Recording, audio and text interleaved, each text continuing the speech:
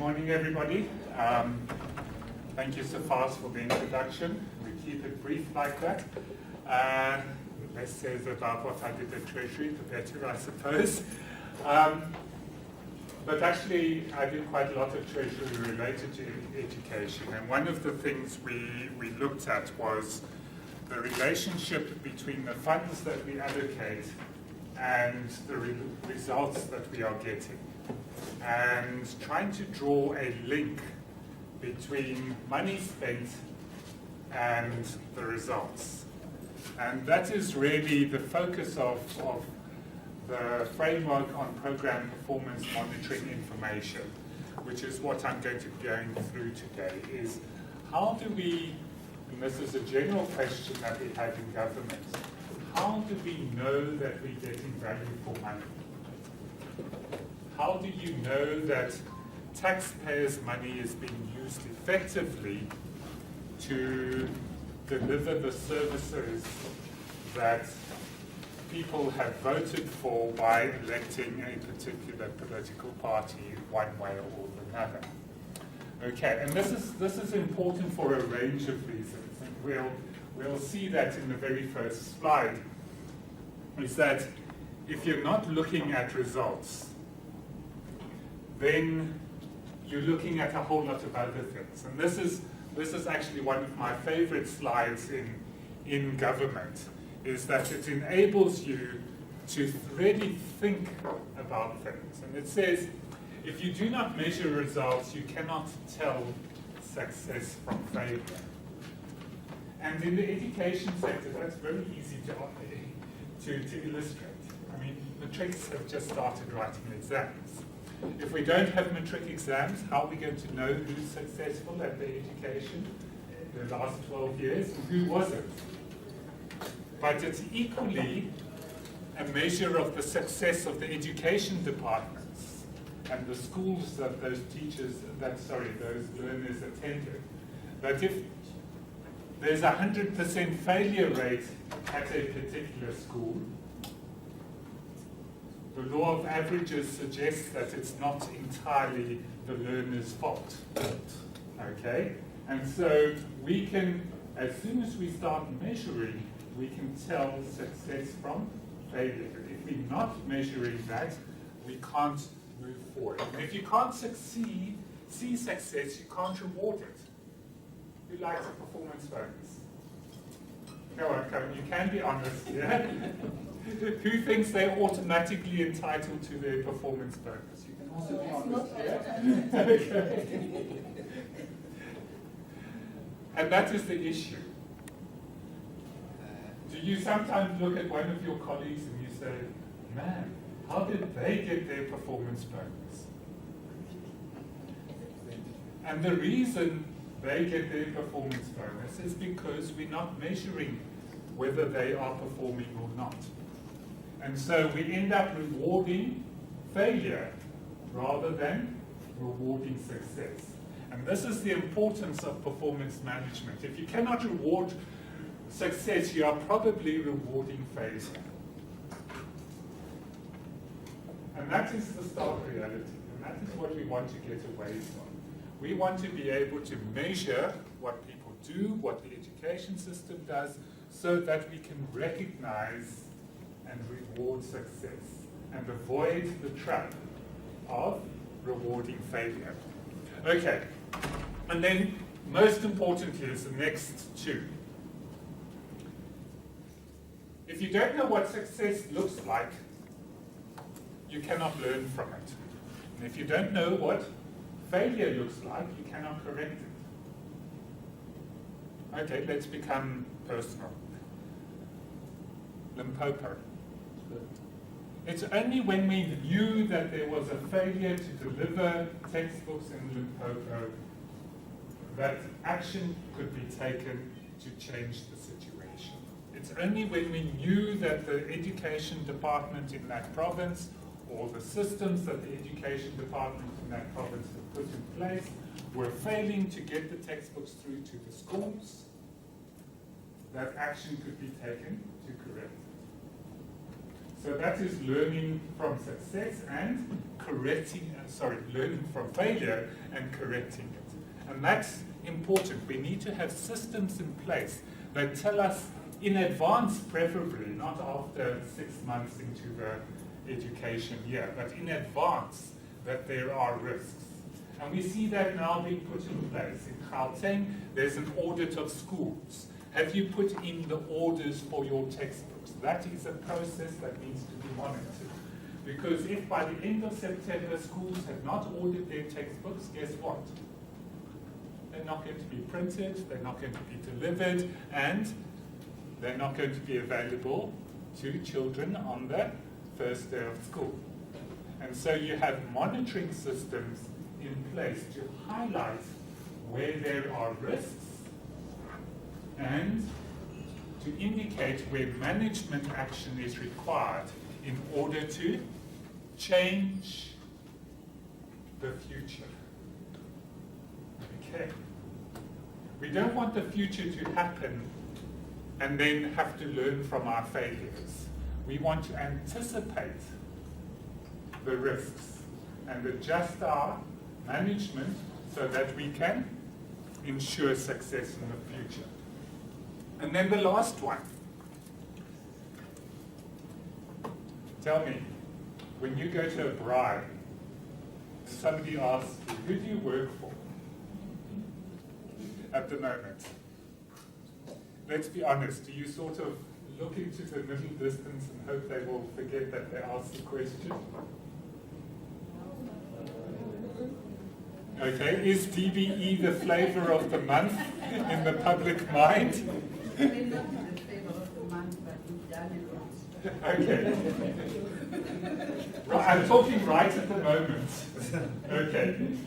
You feel the pressure a little bit in the public mind, okay?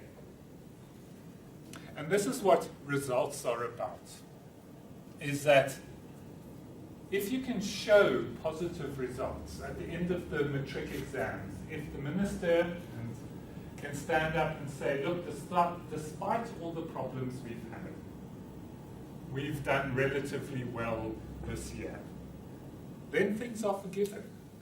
People start to forget about the bad things that have happened. But if at the end of these matric exams she has to stand up and say, well, there's been a drop in the matric pass rate, everybody's going to say, yeah, you see, it's because this and this problem occurred during the year. And so results are exceptionally important, particularly in politics. That you want to be able to demonstrate that you are taking the system forward and not moving backwards. Okay, now matric results are probably not the best measure to measure your success as an education department, but it's the one that is up there in the public mind. Okay, and we need to look at other things that measure success.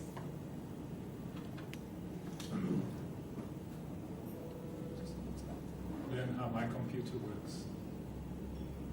Okay, so that is the importance of measuring results. Now, what has the government done in order to facilitate this process? And there are a number of things. Firstly, there's a document called the Government-Wide Monitoring and Evaluation System. Okay, that provides a conceptual framework for monitoring and evaluation in government. Under that, and we'll be coming back to that, under that you've got the framework for program performance monitoring information.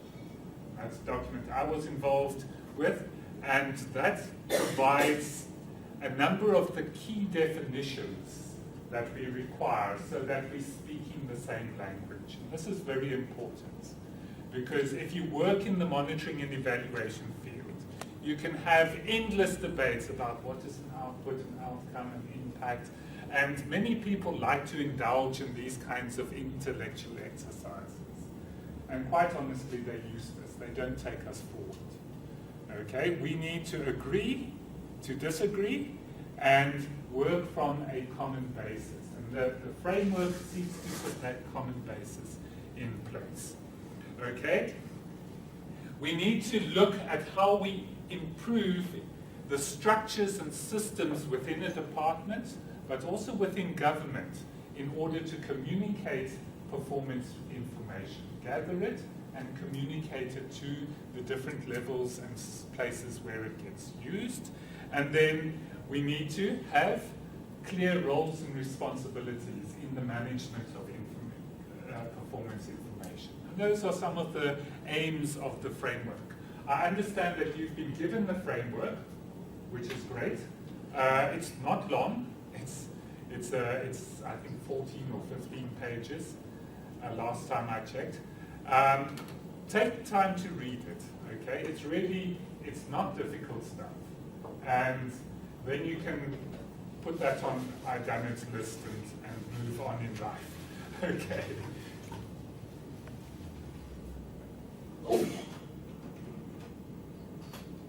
Okay, coming back to the government-wide monitoring and evaluation system. That's GWM&E.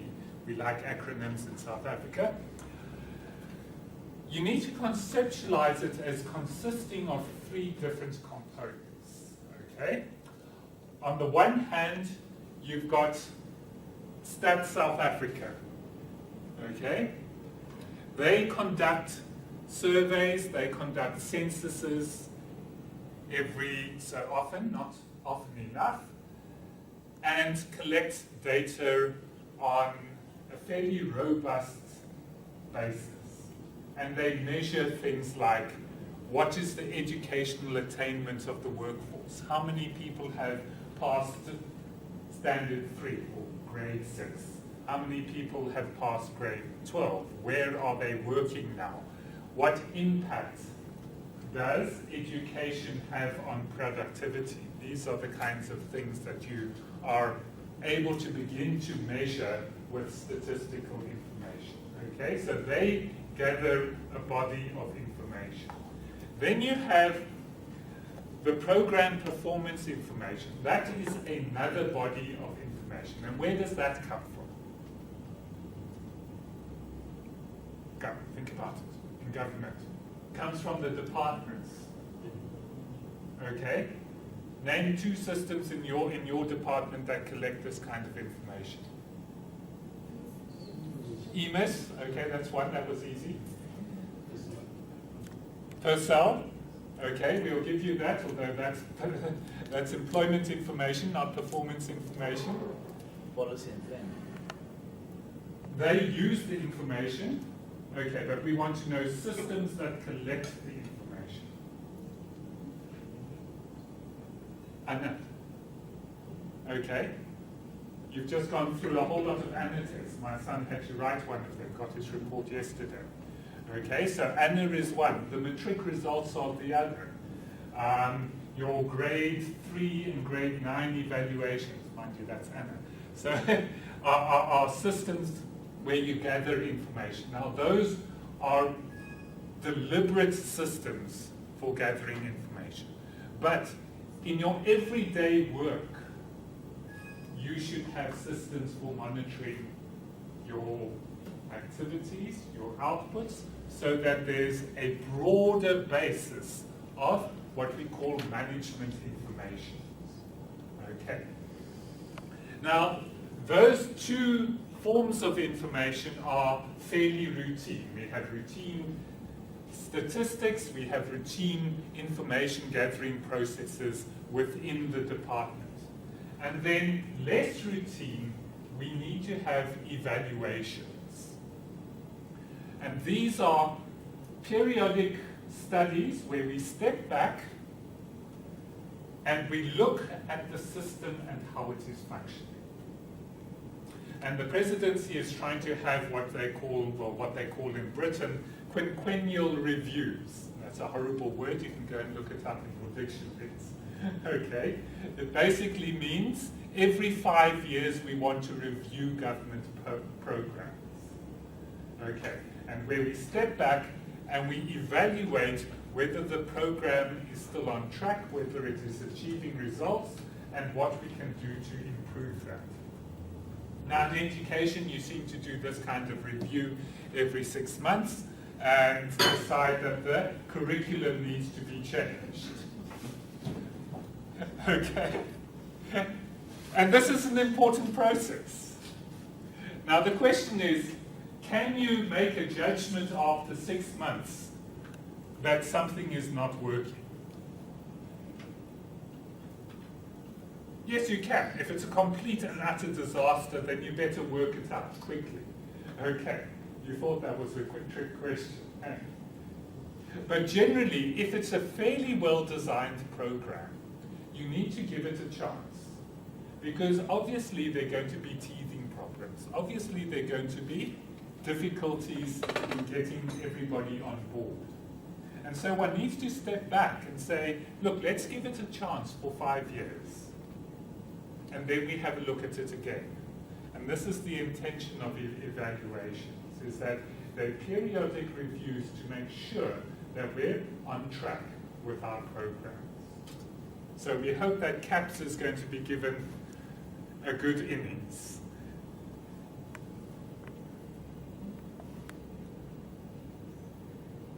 Okay, when it comes to PPI, and that's your program performance information, you've got to learn these acronyms quickly. Okay, we have each of the departments and they work in silos.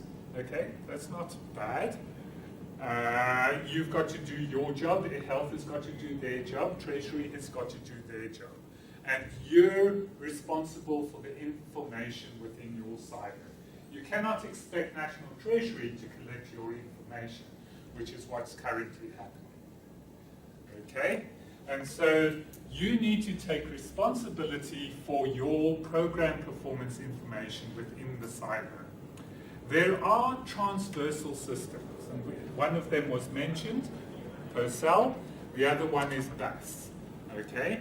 The one collects salary information, personnel employment information, the other one collects, it's called the Basic Accounting System, collects your financial management information.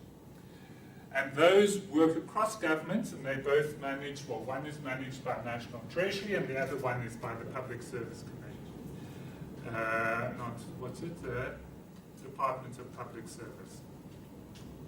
Okay, then we at National Treasury or at the Presidency request information from the department, and we call that derived information.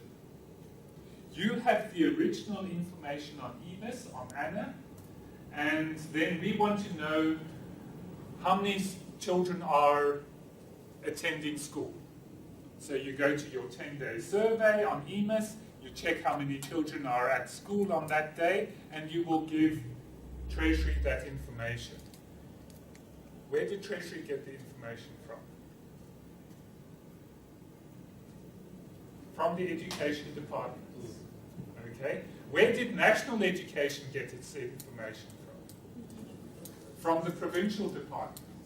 And so you need to be aware that although National Education is the National Department for Basic Education, you are still reliant on derived information. Because you rely on the provincial departments to collect it, except in ANNA where you do it directly for yourselves. But even there I have my doubts as to how direct that process is. Now that's quite important because that has implications for who decides on what information should be collected and who manages the collection process and who should be held accountable for the rubbish quality of the information once it's been compiled. Okay, if it's good information, that's fine. We only hold people accountable for rubbish information. Okay, yes? If provincial education departments collect information and give it to national, and then national verifies the information, we still call it derived information. Yeah, because you're still, who do you verify it with? The provincial. For example, you have the number of grade 1 learners in the Yeah. and then you go and do the whole body count. Okay. We call that derived information.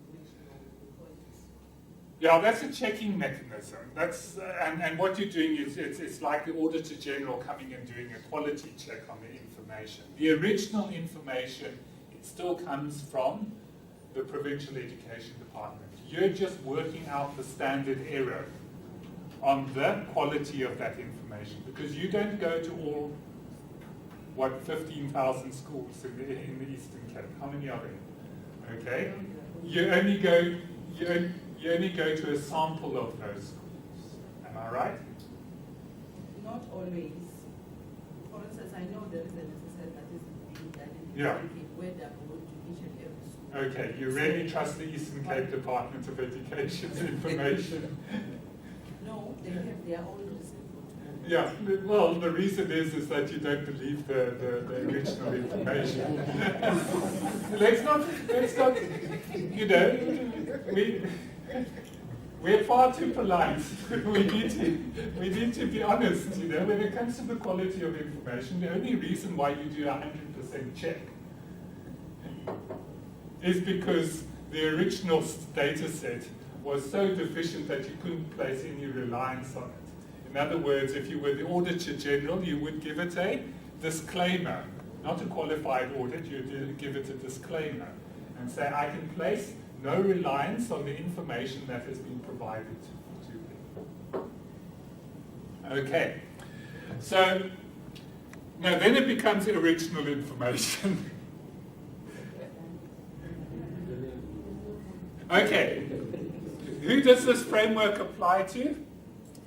Everybody in government, okay, and even right down to the local governments here. And when we look at what is the role of performance information,